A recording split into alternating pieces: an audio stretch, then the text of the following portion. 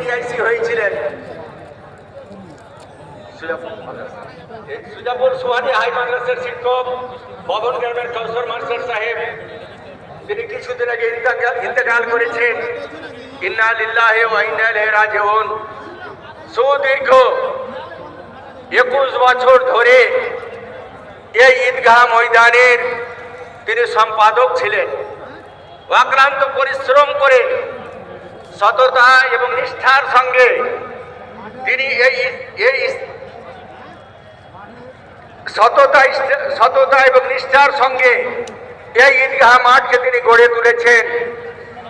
এবং নাইমুজা হাই স্কুলের উত্তর দিকে যে বড় পুকুর ছিল, তিনি যখন সেক্রেটারি ছিলেন সেই সময়তে অক্লান্ত পরিশ্রম করে নাইমুজার মানুষের দান নিয়ে তিনি এই পুকুরটাকে ভরাট করে দিয়ে আমাদেরকে গেছেন।